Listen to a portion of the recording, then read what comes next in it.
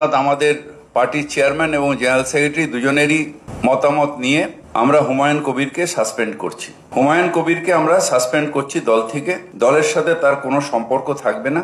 তার কারণ যারা ধর্ম নিয়ে রাজনীতি করে, ডিভিশনাল পলিটিক্স করে, মানে ধর্ম নিয়ে মানে ডিভিশন ভাগ করার চেষ্টা করে, তাদের সাথে দল কোনো সম্পর্ক রাখবে না।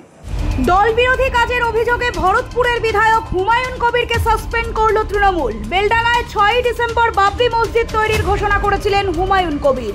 বাবরি মসজিদ ধ্বংসের দিন ওই মসজিদ প্রতিষ্ঠার দিন হিসেবে বেছে নেওয়ার বিস্তর আপত্তি রয়েছে তৃণমূল নেতৃত্বের, যে কারণে হুমায়ুনের সঙ্গে দূরত্ব বজায় রেখেছিল তৃণমূল। তাই এবার 4 ডিসেম্বর বৃহস্পতিবার সকালে সাংবাদিক বৈঠক করে দলের সিদ্ধান্তের কথা ঘোষণা করলেন ফিরহাদ হাকিম। জানালেন হুমায়ুনের সঙ্গে কোনো রকম সম্পর্ক রাখবে না দল। সাসপেন্ডের সিদ্ধান্ত প্রসঙ্গে হুমায়ুনের বক্তব্য, ববিদার কথার কোনো জবাব দেব না, কালই ইস্তফা দেব। बॉबी हाकिमेर কথারও কোনো কৈফিয়ত দেব না, কোনো কৈফিয়ত দেব না।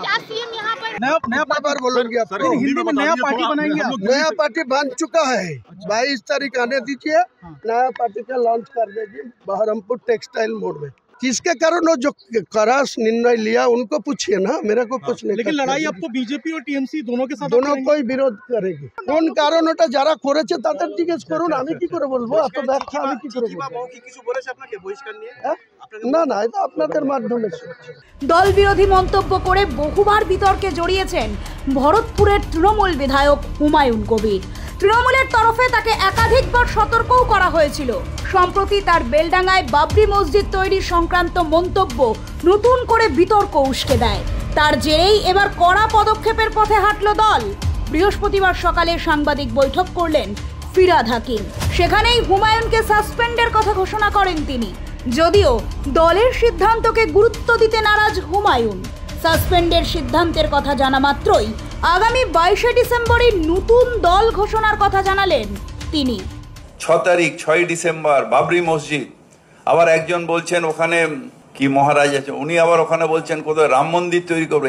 এই হবে বাংলায়? যখন মমতা ব্যানার্জি বাংলাকে এগিয়ে নিয়ে যাচ্ছেন উন্নয়নের জন্য, দাঙ্গা হলে যখন বোমা পড়ে, গুলি চলে, তখন কা হয়? সাধারণ মানুষ মারা যায়।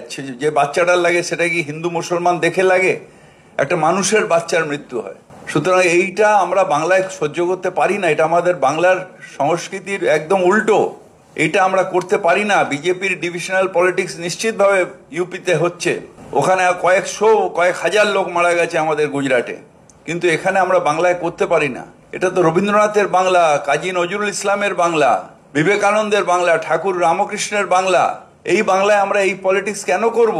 এখানে তো আমরা সবাই মিলে একসাথে থাকবো। এর জবাব টিএমসিও পাবে, বিজেপিও পাবে। বিজেপি আর টিএমসির মধ্যে কি আন্ডারস্ট্যান্ডিং আছে সেটা আগামী 22 তারিখে আমি প্রমাণ করে দেবো। এটা এখানে আরএসএস এর গভর্নমেন্ট চলছে আর তৃণমূলের গভর্নমেন্ট, এর খেলাফ, এর বিরুদ্ধে আমি নতুন পার্টি করব। নতুন পার্টিতে পশ্চিম বাংলায় 294 এর মধ্যে 135 সিটে আমি লড়াই করব আমার party. Bureau report, Bengal watch.